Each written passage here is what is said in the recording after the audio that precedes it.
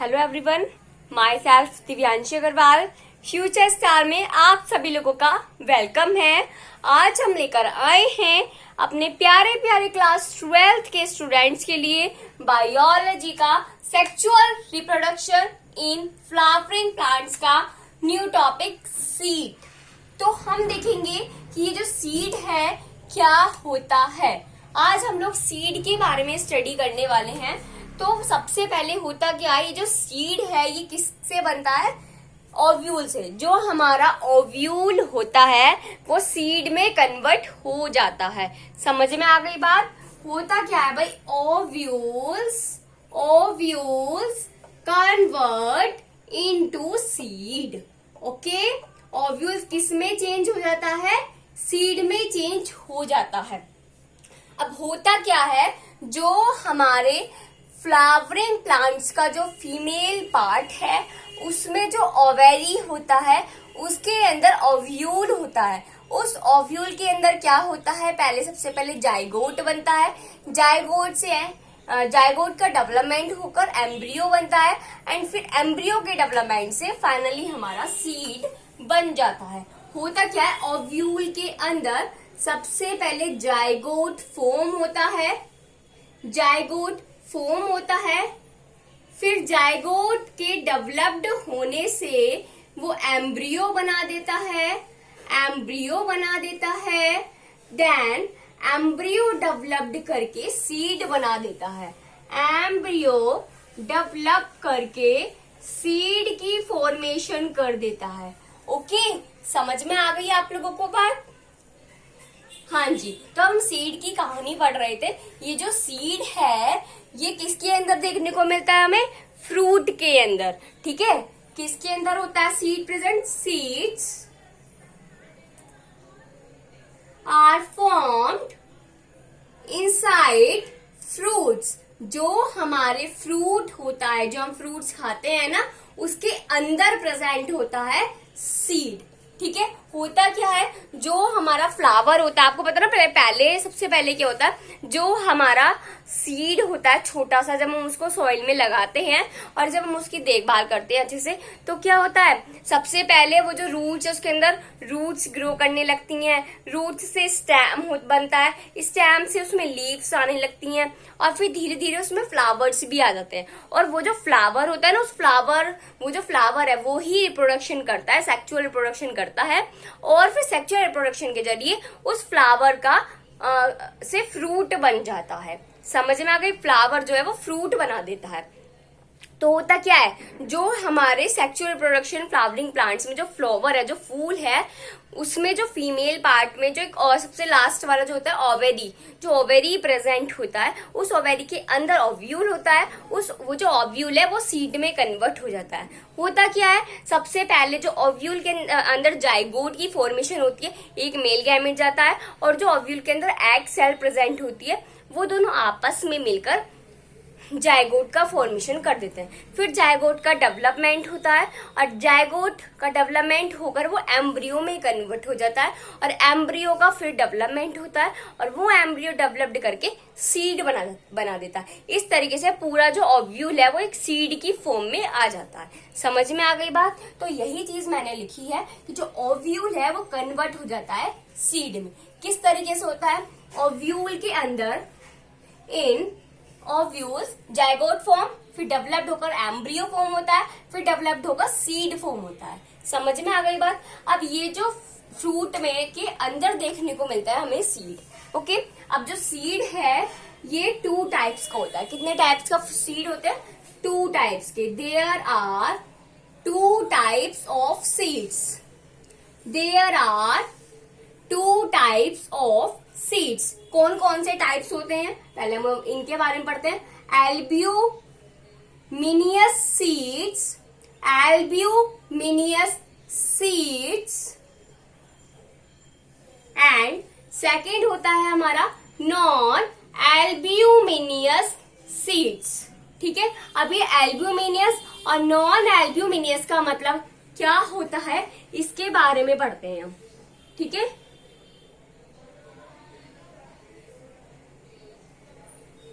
हाँ जी, albuminous seed क्या होता है? जिसमें एंडोस्पर्म प्रेजेंट है। जो हमारा सीड है उससे जब फ्रूट बन रहा है, हो क्या रहा है, अब जो हमारा सीड है उससे जब फ्रूट बनना है तो देखो ध्यान से समझना दोबारा, एल्ब्यूमिनियस और नॉन एल्ब्यूमिनियस।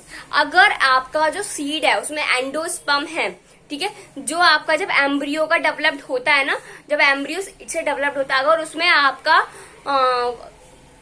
एंडोस्पर्म है, थोड़ा सा एंडोस्पर्म बच गया, पूरी तरीके से एम्ब्रियो ने एंडोस्पर्म को नहीं खाया, तो उसको कहते हैं हम एल्ब्यूमिनियस सीड। समझ में आ गई बात? और नॉन एल्ब्यूमिनियस सीड किसे कहते हैं हम? जो हमारा क्या कहते हैं उसको, जो हमारा एम्ब्रियो होता है, ठीक है, जो हमारा एम्ब्रियो होता है ना, जब वो पूरी तरीके से डेवलप्ड करता है तो वो सारा का सारा एंडोस्पर्म ही खा जाता है ना।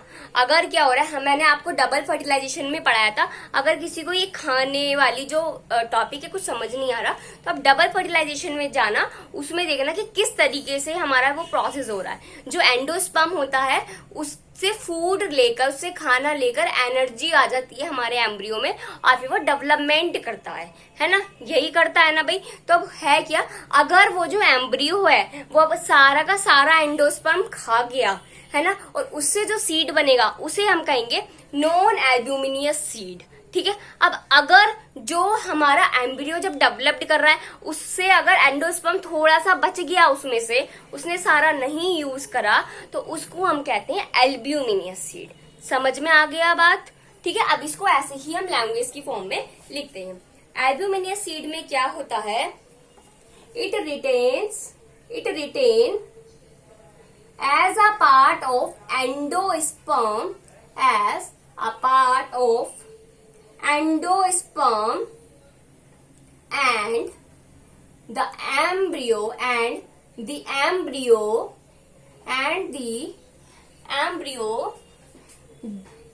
does not completely consume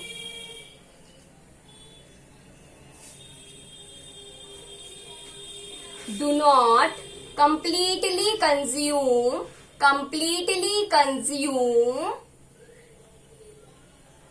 the endosperm are called as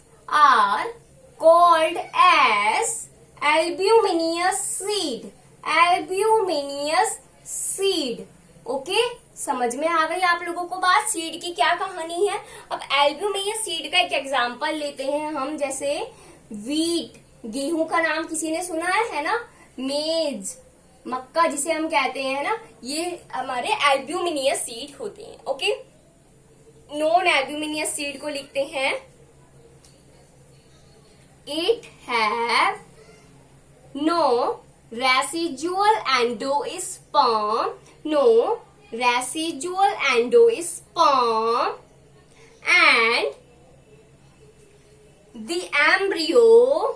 and the embryo completely consume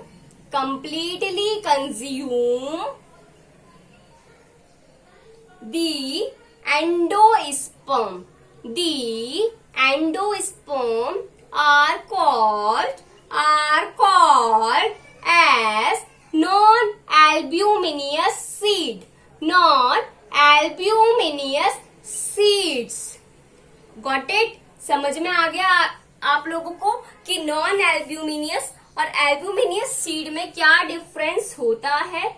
जो एम्ब्रियो के डेवलपमेंट के टाइम पर पूरा का पूरा एम्ब्रियो अगर हमारा एंडोस्पर्म को खा जाता है, कंज्यूम कर लेता है, तो उसको कहते हैं हम नॉन एल्ब्यूमिनियस सीड।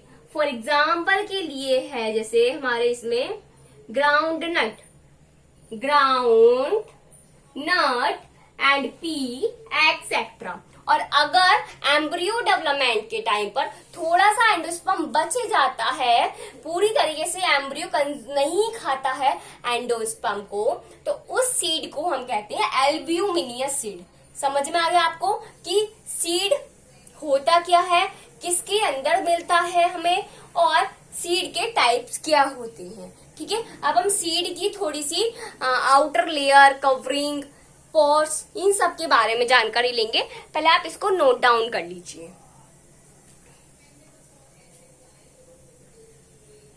यस, हो गया आप लोगों का। मैं इसको रफ कर रही हूं। हाँ जी, तो अब हम देखते हैं जो हमारा सीड है इसके चारों तरफ एक लेयर होती है नहीं, जिसे हम बोलते हैं सीड कोट। क्या बोलते हैं? Seed coat. Seeds are covered by tough protective layer, tough protective layer are called as seed coat। क्या कहते हैं उसे हम? Seed coat. आपने बहुत सारे बीज देखे हैं ना, जैसे मटर का दाना होता है, आपका गेहूं है, बाजरा है, ज्वार है, चावल है, और जी आपके छोले हैं, चना है, ये सब हमारे सीड में ही है। ये डायरेक्ट हमारा सीड ही है। अब वो जो सीड है उसके चारों तरफ एक हार्ड लेयर होती है, बहुत आउटर लेयर जो होती है वो हार्ड होती है। तो वो सीड के अंदर जो चीज प्रेजेंट है उसको प्रोटेक्ट करने का काम करती है, और उसको कहते हैं हम सीड कोट। समझ में आ गई बात कि सीड कोट क्या होता है? ठीक है, अब आपने देखा होगा जो हमारा सीड है उसमें छोटा सा पोर्स भी प्रेजेंट होता है, छेद, उसे हम कहते हैं माइक्रोपाइल। ठीक है, लिखते हैं seeds are small opening are called micropyle. Micropyle के बारे में तो हमने काफी सारे टॉपिक्स में डिस्कस्ड करा है। जब हमने 7 सेल 8 न्यूक्लिएट स्ट्रक्चर पढ़ा था ना, पॉलिन पिस्टल इंटरेक्शन वाले टॉपिक में, तो उसमें भी हमने इसको पढ़ा था माइक्रोपाइल को। और जब हमने एम्ब्रायो सैक, वही टॉपिक आ गया, embryo sac, mature embryo sac को समझा था, उसमें हमने पढ़ा था ना माइक्रोपाइल को। और जब हमने स्ट्रक्चर ऑफ मेगास्पोरेंजियम पढ़ा था, अगर किसी को मेगास्पोरेंजियम क्या होता है, उसकी स्ट्रक्चर कैसी होती है नहीं पता है, तो प्लेलिस्ट में आपको सारी वीडियोस मेरी मिल जाएंगी, आप लोग वहां जाकर देख सकते हैं। ठीक है, तो इस हमने स्ट्रक्चर ऑफ मेगास्पोरेंजियम में भी पढ़ा था माइक्रोपाइल के बारे में। हमने वही चीज पढ़ी थी जो हमने यहाँ लिखी है। सेम यही बात है माइक्रोपाइल के बारे में। जो हमारा सीड होता है उसमें जो छोटा सा ओपनिंग जो होती है, छोटा सा छेद जो होता है, उसे ही हम माइक्रोपाइल कहते हैं। समझ में आ गई बात? अब क्या है भाई, ये जो माइक्रोपाइल है, जो छोटा सा जो छेद है, इसका काम क्या है, वो क्यों है? तो ये इसलिए होता है because it facilitates the entry of oxygen and water. जो ऑक्सीजन होता है ना, हमारे सीड को भी डेवलप्ड होने के लिए ऑक्सीजन की रिक्वायरमेंट होती है और वाटर की रिक्वायरमेंट होती है। तो वो जो हमारा छोटा सा पोर प्रेजेंट होता है सीड में, सीड के बाहर, वो एंट्री कराता है अंदर सीड के ऑक्सीजन की एंड वाटर की। ओके, अब किस टाइम पर? Into the duration of seed germination. जब हमारा सीड जर्मिनेशन होता है ना, सीड जर्मिनेशन करने का मतलब होता है कि सीड का फ्रूट बनाना। समझ में आ गई बात? सीड का डेवलपमेंट होना। तो जब सीड जर्मिनेशन होता है उस टाइम पर वाटर और ऑक्सीजन की एंट्री होती है हमारा जो माइक्रोपाइल होता है ना, उसके अंदर से। समझ में आ गई बात? अब क्या है, एक हमारे इस टॉपिक में एक छोटी सी टर्म आती है सीड में, डोरमेंसी। सीड डोरमेंसी, उसको भी देख लेते हैं कि भाई वो क्या होती है। सीड डोरमेंसी, सीड डोरमेंसी क्या होता है? Seed dormancy. तो सीड डोरमेंसी क्या होता है? जब हमारे सीड के जर्मिनेशन करने के लिए अनफेवरेबल कंडीशन होती है, मतलब कंडीशन ऐसी नहीं है उस टाइम पर जो सीड है वो प्रॉपर तरीके से जर्मिनेट कर पाए, तो उसके अंदर कुछ प्रिवेंशन आ जाते हैं, कुछ ना कुछ रीजन हो जाता है, जिसे हम कहते हैं सीड डोरमेंसी। मतलब सीड अनफेवरेबल कंडीशन में डेवलप्ड नहीं करता है, जर्मिनेशन नहीं करता है, और जब फेवरेबल कंडीशन आती है तो सीड जर्मिनेट हो जाता है। समझ में आ गई बात? तो उसे ही हम कहते हैं सीड डोरमेंसी। ठीक है, ये आपको आपसे पूछ भी सकता है। ये एक तरीके से टॉपिक ऐसा मान के चलो इम्पोर्टेंट भी और नॉट इम्पोर्टेंट भी है। अगर एग्जामिनर को लगा कि काम करते दे ही देते हैं क्योंकि शायद बच्चे इस टॉपिक को ना पढ़े, लेकिन अगर आपको इसका थोड़ा मतलब पता होगा और एग्जाम में आ गया 1 और 2 मार्क्स का, तो आप इजिली लिख पाएंगे। ओके, तो इसलिए सीड डोरमेंसी को बहुत अच्छे से एक बार बस अपने माइंड में इसकी डेफिनेशन बिठा लेना। ठीक है, होता क्या है, it is the evolutionary adaptation, it is the evolutionary, it is the evolutionary adaptation, it is the evolutionary adaptation that prevents seed germination, that prevents seed germination, जो seed germination होने से रोक देता है। अब क्या था, ड्यूरिंग अनफेवरेबल कंडीशन, पहले क्या होता था, अनफेवरेबल कंडीशन में भी सीड जर्मिनेट होता था, लेकिन वो पूरी तरीके से जर्मिनेट ना होने की वजह से एक तरीके से हमारा जो सीड है वो खराब ही हो जाता था, है ना। तो लेकिन इस तरीके से तो बहुत सारी सीड्स की वेस्टेज हो जाती थी, तो इसलिए ये एक हमारे सीड के अंदर ही इवोल्यूशन हो गया। क्या हुआ इवोल्यूशन भाई, हमारे सीड के अंदर ऑटोमेटिकली नेचुरली नेचर ने एक इवोल्यूशन कर दिया कि जब अनफेवरेबल कंडीशन आएगी तो सीड जर्मिनेट नहीं होगा। ठीक है, then in the favourable condition, और जब फेवरेबल कंडीशन आती है, सीड के फेवर की कंडीशन आती है, सीड इज जर्मिनेट, तो सीड जो होता है वो हमारा जर्मिनेट हो जाता है। समझ में आ गई आप लोगों को सारी बात कि ये सीड डोरमेंसी आखिरकार भाई होता क्या है। ओके, हाँ जी, पहले आप इसको नोट डाउन कर लीजिए, फिर हम फ्रूट्स के बारे में पढ़ते हैं कि फ्रूट्स क्या होते हैं। ये था हमारे सीड के बारे में कि सीड क्या होते हैं, कैसे बनते हैं, क्या क्या उसकी लेयर, उसके अंदर क्या क्या पार्ट्स प्रेजेंट है और उनका प्रेजेंट होने का क्या रीजन है, कितने टाइप्स होते हैं। और अब हम पढ़ने वाले फ्रूट के बारे में, जो सीड से फ्रूट बनता है उसके बारे में पढ़ेंगे। पहले आप इसको नोट डाउन कर लीजिए।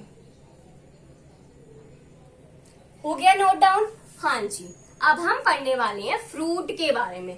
अब आपको तो पता है जो ओवेरी होती है वो आपकी कन्वर्ट हो जाती है फ्रूट में। किसमें कन्वर्ट हो जाती है? फ्रूट्स में। हाँ जी, तो हमारा टॉपिक है आज का फ्रूट सब। ओके, छोटी टर्मिनोलॉजी होती है ना हमारे बायोलॉजी में, छोटी छोटी टर्म्स होती हैं, इनको पढ़ना बहुत नेसेसरी होता है क्योंकि इनसे मल्टीपल चॉइस, असर्शन, रीजन, इस टाइप के क्वेश्चंस जरूर बनते हैं। ठीक है, तो ये टॉपिक्स हमारे मोस्ट इम्पोर्टेंट होते हैं, इसलिए इन पर थोड़ा फोकस करके काम करा करो। फ्रूट्स क्या होता है? जो ओवेरी होती है, ओवेरी जो होती है वो कन्वर्ट हो जाती है इनटू फ्रूट्स। समझ में आ गई बात आप लोगों को? जो ओवेरी होती है वो फ्रूट में कन्वर्ट हो जाती है। जैसे आपको पता है ना, सीड से फल बनता है, तो एक तरीके से ओवेरी जो है, सीड जो है वो किसके अंदर है? ओव्यूल के अंदर। अब उसके जो ओव्यूल है वो ही तो सीड में बना है, और सीड किसके अंदर है? ओवेरी के अंदर। अब वो सीड जो है वो डेवलपमेंट करता है और वो ओवेरी जो है वो सीड में, अब वो जो ओवेरी है वो फ्रूट में बदल जाता है। मैं दोबारा बता रही हूँ एक बार, कोई भी आपको कंफ्यूजन ना हो इसलिए। होता क्या है असल में भाई, जो हमारा ओवेरी है उसके अंदर होता है ओव्यूल। जब वो ओव्यूल सीड में कन्वर्ट हो जाता है तो वो जो सीड है वो अपना डेवलपमेंट करना स्टार्ट कर देता है, और जब सीड डेवलप्ड हो जाता है तो वो जो बाहर वाली लेयर जो है ओवेरी जो है वो हमारी, तो वो जो ओवेरी है वो भी हमारे फ्रूट में कन्वर्ट हो जाती है। समझ में आ गई बात? तो हमारा फ्रूट्स क्या होता है? अब क्या है, जो ओवेरी होती है, ठीक है, अब उसकी जो वॉल है वो डेवलप्ड करके फ्रूट बनाती है। अब वो जो लेयर जो डेवलप्ड हुई है उसे हम कहते हैं पेरिकार्प। क्या कहते हैं? Pericarp. The wall of the ovary, the wall of ovary develops into wall of fruit. जो हम आपने देखा होगा, जैसे हम एप्पल खाते हैं तो एप्पल की जो बोल है, ठीक है, जो उसका आउटर लेयर जो होता है, जो छिलका जिसे हम कहते हैं, वो क्या है, पेरिकार्प है। ठीक है, समझ में आ गई बात, आर कॉल्ड पेरिकार्प। और जैसे आपने देखा होगा, हम गुआवा खाते हैं, गुआवा का जो बाहर वाला जो छिलका है वो क्या है, पेरिकार्प, उसका नाम क्या है, पेरिकार्प। अब जो ओवेरी की जो बॉल होती है ना, वो ही डेवलपमेंट करके फ्रूट की बॉल में फॉर्म हो जाती है और उसको हम कह देते हैं पेरिकार्प। समझ में आ गई बात, पेरिकार्प की कहानी। अब आपने देखा होगा, जो हमारे फ्रूट्स हैं वो ड्राई भी होते हैं, सूखे भी होते हैं, और वो हमारे फ्लैशी भी होते हैं। द फ्रूट्स आर फ्लैशी, है ना, फ्लैशी भी होते हैं, ड्राई भी होते हैं। तो फ्लैशी फ्रूट्स के एग्जाम्पल हैं, जैसे भाई आपका एप्पल हो गया, गुआवा हो गया, ऑरेंज हो गया। फ्लैशी का मतलब होता है कि फ्रूट्स के अंदर सम अमाउंट में वाटर प्रेजेंट होना। किसी फ्रूट में तो बहुत सारा वाटर होता है और किसी फ्रूट में बहुत कम पानी होता है, लेकिन होता तो है ना, तो वो कैसा, फ्लैशी है। समझ में आ गई बात। Next, the fruits are dry. जो हमारे फ्रूट्स हैं, अगर वो ड्राई हैं, बिल्कुल कैसे हैं, सूखे हुए हैं, तो उसको हम कहते हैं ड्राई फ्रूट। ठीक है, एग्जाम्पल के लिए जैसे ग्राउंडनट, मस्टर्ड। सभी ने ड्राई फ्रूट तो नाम सुना होगा ना, घर में मम्मियां कहती हैं कि भाई ड्राई फ्रूट खा ले, है ना, कहते हैं ना ड्राई फ्रूट खा ले भैया, थोड़ा सही रहेगा, शरीर में एनर्जी आएगी, ताकि तुम अच्छे से अपनी पढ़ाई पर फोकस कर पाओ। कहते हैं ना, दिमाग बढ़ाने के लिए बादाम खाते हैं, है ना। लेकिन ये जो बात कहा जाती है ना कि बादाम खाने से माइंड बढ़ता है, बादाम से माइंड नहीं बढ़ता है।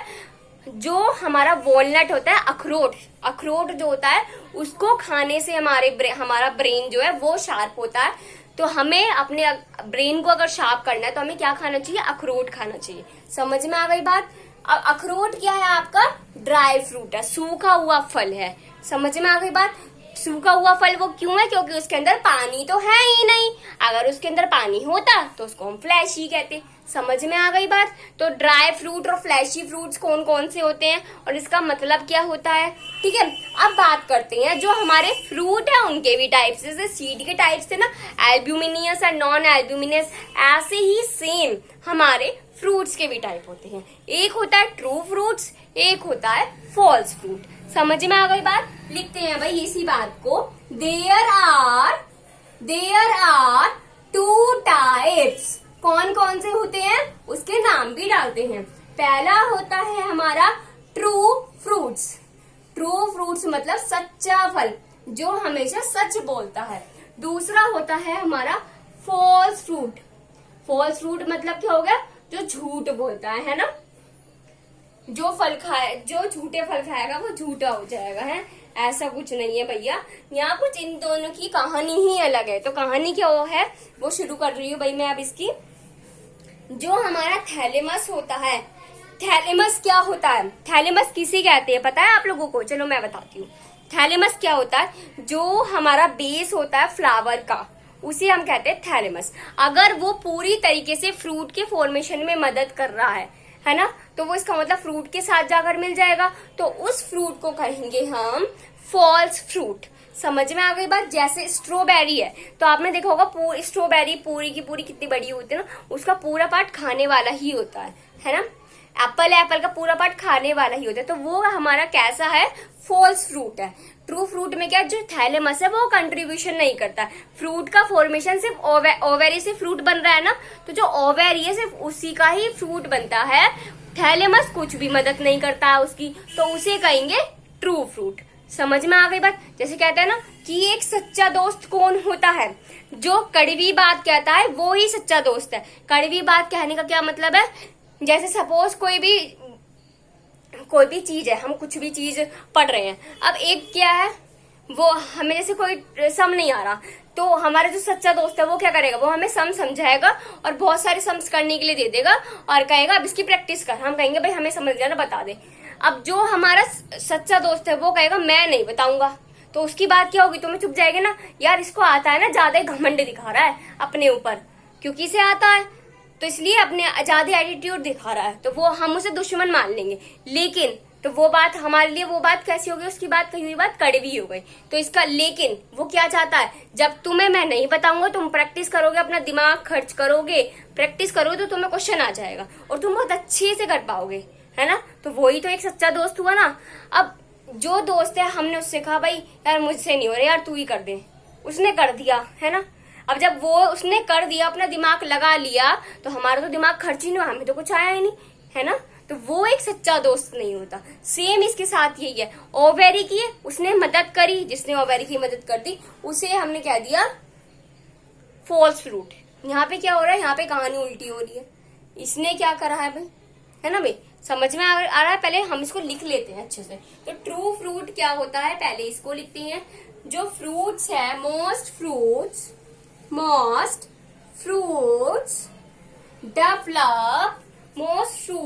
Develop only from ovary. जो फ्रूट्स ओनली ओवेरी से डेवलप्ड हो रहे हैं उसे हम कहते हैं ट्रू फ्रूट्स। जैसे मैंने अभी आपको दोस्तों वाली कहानी बताई ना, वही चीज है भाई। उसने क्या कहा, मैं मदद नहीं करूंगा, अपने आप ही काम कर, अपने आप ही संघर्ष कर भाई। तो इसका मतलब वो एक सच्चा दोस्त है, वो चाहता है कि हम एक ऊंची मंजिल पार करें, है ना भाई। तो most fruits develop only from ovary. तो आप लोग इस टॉपिक से एक न्यू लेसन सीख लो आज की हमारे टॉपिक में भाई। अगर कोई भी फ्रेंड है, वो आपने उससे कोई चीज हेल्प मांगी और उसने अगर आपको एक बार बताने के बाद उसके बाद उसने मना कर दिया, तो ये मत सोचो वो एटीट्यूड दिखा रहा है, वो दुश्मन है। वो चाहता है कि आप अपना माइंड उसमें लगाओ और आप ट्राई करो उस काम को करने की, ताकि आप उसको करोगे, आपको आएगा और आप अच्छी तरीके से सक्सेस हो पाएंगे। ठीक है। तो फ्रेंड ही अगर कोई भी आपकी लाइफ में ऐसा है कि भाई वो आपको की कड़वी बात कह रहा है कि भाई नहीं यार रहने दे यार, इस काम को मत कर, तो लोग क्या कहते हैं, नाक मार दिया यार हमारे काम में, है ना। यही कहते हैं सब, यार नाक मार दिया हमारे काम में। लेकिन वो नाक नहीं मारा, वो सच्चाई बता रहा है आपको कि यार इस काम को मत कर, इस काम को ऐसे कर। सही कहा ना, क्योंकि वो हमारा सच्चा साथी है। वो चाहता है कि आप एक अच्छी सक्सेस वो करें, आप कहीं भी फालतू चीजों में ना डूबे। समझ में आ गई बात। तो कॉन्सेप्ट को समझ लो। जो नई बात मैंने आपको ज्ञान वाली जो बातें बताई है उसको भी अपने माइंड में रखना, ताकि आप अपनी लाइफ में सक्सेस हो पाओ और एक अच्छे साथी की पहचान कर पाओ। ठीक है। तो यही कहानी हमारे फल के साथ है। जो सिर्फ ओवरी, जो थैलेमस है, वो कंट्रीब्यूशन नहीं कर रहा, वो ओवरी से कह रहा है भाई अपने आप कर, अपने आप फल बना, मैं तेरी कोई मदद नहीं करूंगा, अपना आप मेहनत कर। तो वो कैसा साथी है, सच्चा साथी, उसे हमने कह दिया ट्रू फ्रूट। ओके। नेक्स्ट क्या है, अगर जो थैलेमस है, the thalamus contributes for the fruit formation are called as fruit formation with the ovary. ठीक है, ओवेरी के साथ मिलके काम कर रहा है ना ये, with the ovary are called as false fruits. समझ में आ गया। मैंने बहुत अच्छे से कोशिश करी है आपको बताने की कि एग्जाम्पल के जरिए किस तरीके से आप इस टॉपिक को याद कर सकते हैं। ठीक है। जैसे हमारे सच्चा साथी हमारी मदद करता है, वैसे ही कहानी ट्रू फ्रूट्स की है। ओके। अब इसमें ना एक नया टॉपिक है, पहले आप इसको लिख लो, मैं उस टॉपिक को बता रही हूँ भाई। इसमें ना, इसको लिख लिया आपने। अब इसमें ना कुछ थोड़ी सी टर्म्स हो रहे, 2-3 टर्म्स है, पहले आप इसको लिख लो, फिर हम उसको कंप्लीट कर लेते हैं। ओके, लिख लिया।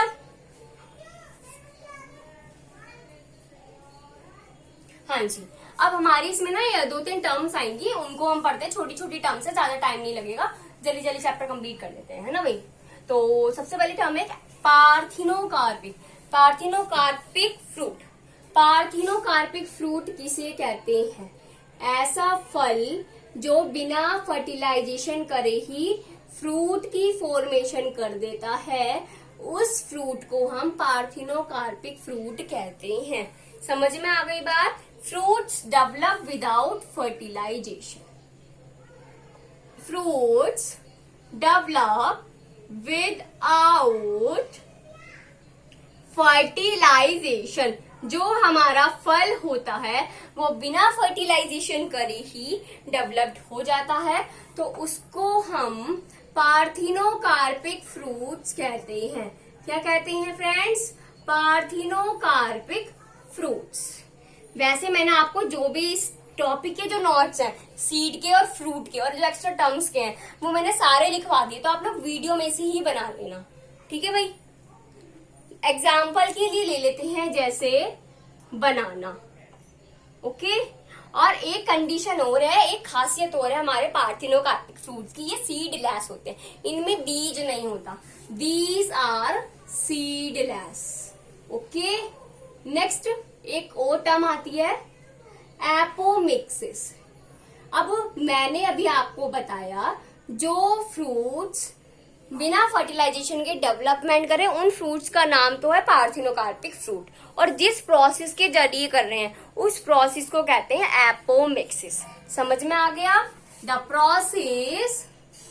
Process in which fruit develop without fertilisation. जो फ्रूट बन रहा है उस फ्रूट को तो कहेंगे पार्थिनोकार्पिक फ्रूट, और जो प्रोसीजर है, ठीक है, जिस प्रोसेस के जरिए वो काम हो रहा है उस प्रोसेस को कहेंगे हम एपोमिक्सिस। समझ में आ गई कहानी इसकी? अब एक छोटी सी टर्म और है, उसको भी लिख लेते हैं। टर्म है पॉलीएम्ब्रायोनी।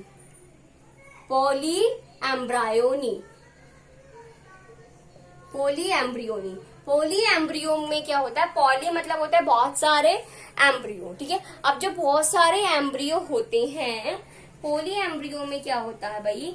जो बहुत सारे एम्ब्रियो होते हैं वो एक सीड का डेवलपमेंट करते हैं, उस प्रोसेस को कह रहे हैं पॉलीएम्ब्रियोनी, ठीक है। There are more than one embryo, एक से ज्यादा embryo are developed into a seed। जब बहुत सारे एम्ब्रियो मिलकर एक सीड बनाते हैं तो उसको हम कहते हैं पॉलीएम्ब्रियोनी। क्या कहते हैं भाई? Polyembryony, okay. समझ में आ गया आप लोगों को? एग्जाम्पल के लिए लिखते हैं जैसे सिट्रस। आपने देखा होगा सिट्रस, नींबू, उसके अंदर बहुत सारे बीज है ना, लेकिन चीज तो एक ही बन रही है ना, वो सीड जो है, वो जो नींबू जो है वो तो एक ही चीज बन रही है ना, तो उसको हम कहेंगे पॉलीएम्ब्रियोनी, ओके। समझ में आ गई बात? अब अगर आपको इस टॉपिक में, मैंने आज आपको सीड के बारे में बताया, फ्रूट्स के बारे में बताया और कुछ टर्म्स के बारे में एक्सप्लेन करा, अगर आपको इन टॉपिक्स में कोई भी डाउट हो तो आप लोग कमेंट सेक्शन में कमेंट कर सकते हैं। वैसे मैंने बहुत अच्छे से आपको एक्सप्लेन करने की कोशिश करी है, ओके। फिर भी अगर कोई भी डाउट हो तो कमेंट सेक्शन में कमेंट कर लेना। Thank you and have a nice day and note down this.